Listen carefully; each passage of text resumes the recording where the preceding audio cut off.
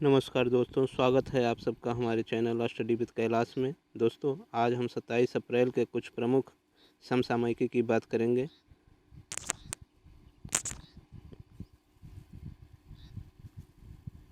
ठीक है, 27 अप्रैल के हम कुछ प्रमुख समसामयिकी की बात कर रहे हैं। तो पहला जो करंट अफेयर है वो है ई संपत्ति कार्ड।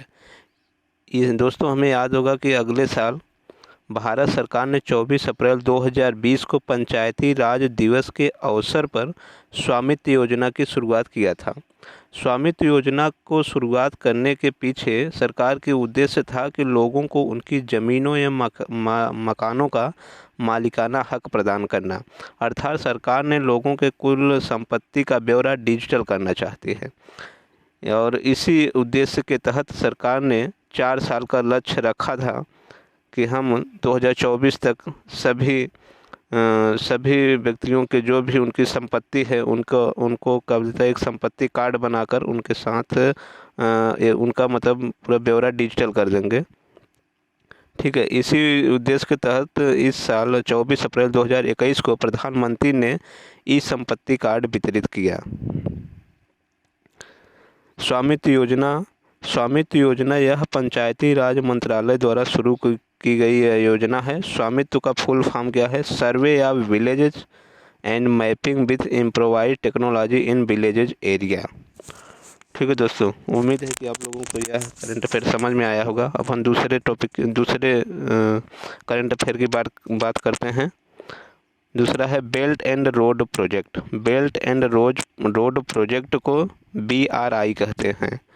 यह चीन का एक ड्रीम प्रोजेक्ट है जिसके माध्यम से वह अपने उत्पादों को पूरी दुनिया में पहुंचाना चाहता है। अर्थात चीन अपने उत्पादों को पूरी दुनिया में पहुंचाने के लिए belt and road initiative project शुरू किया है, जिसके तहत वह पूरे देश में एक सड़कों की एक जाल बिछाना चाहता है जिससे वह अपने सामानों का ट्रांसपोर्टेशन कर सके।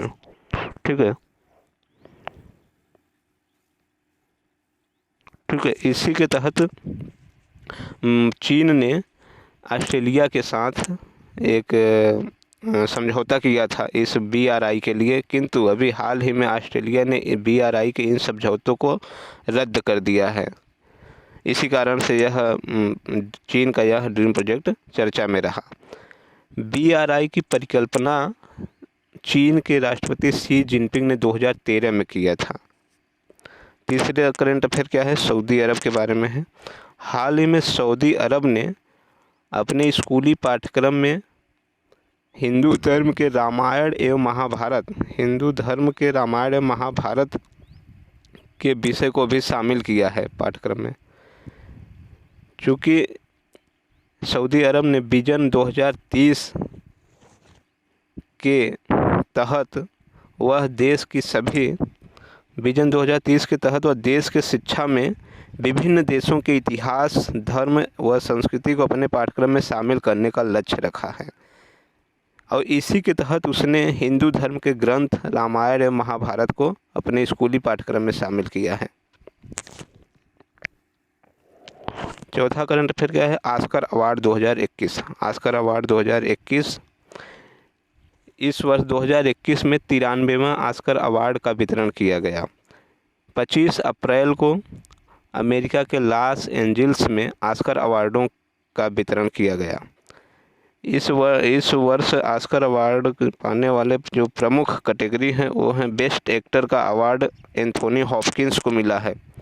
एंथोनी हॉपकिंस को बेस्ट एक्टर का अवार्ड मिला है।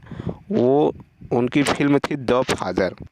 बेस्ट एक्ट्रेस का अवार्ड मिला है फ्रांसिस मैकडोरमेंड को और बेस्ट फिल्म जो है नोमैडलैंड को मिला है।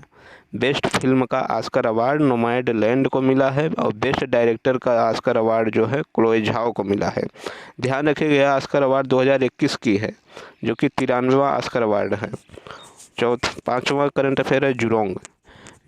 यह चीन का एक मार्स रोवर है। चीन ने अपने मंगल मिशन की शुरुआत की थी। उनके मंगल मिशन का नाम है तियानवेन-1 और इसी मंगलयान में उसने मार्स रोवर जिसका नाम जुरोंग है उसको स्थापित किया है। और फिर छठा है आपका कोविड आपातकालीन ऋण योजना। कोविड आपातकालीन योजना हरियाणा सरकार ने ऐसे व्यवसायियों या उद्यमियों के लिए यह ऋण योजना चलाया है जो कि कोविड महामारी से संबंधित दवाइयों या उपकरणों इत्यादि का निर्माण अथवा आपूर्ति कर रहे हैं। फिर है आपका सातवां करंट अफेयर है नो बैन एक्ट। यह एक्ट अमेरिका के प्रतिनिधि सभा द्वारा पारित किया गया।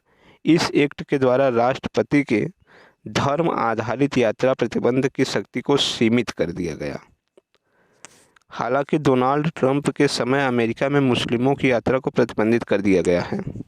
यदि हम इससे सरल भाषा में समझें कि नो बैन एक्ट पारित करने के पीछे कारण यह है कि अमेरिका के राष्ट्रपति के पास यह पावर होता था कि वह दुनिया के किसी भी धर्म के लोगों को अमेरिका में एंट्री देने से मना कर सकता था। वह उन पर मतलब प्रतिबंध लगा सकता था किसी भी धर्म के खिलाफ।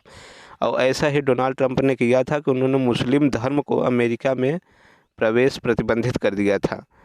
और जब दूसरी सरकार आई है जो बाइडेन की, तो उस समय अमेरिका की प्रतिनिधि सभा ने नो बैन एक्ट पारित करके राष्ट्रपति के शक्ति को सीमित कर दिया है कि अब वह किसी भी धर्म को अमेरिका में उनके प्रवेश को प्रतिबंधित नहीं कर सकता है। ठीक है, धन्यवाद दोस्तों। आज का करंट अफेयर समाप्त हुए। दोस्तों यदि अच्छा लगे तो लाइक करिएगा और चैनल को सब्सक्राइब करिएगा। ठीक, नमस्कार, ओके, बाय।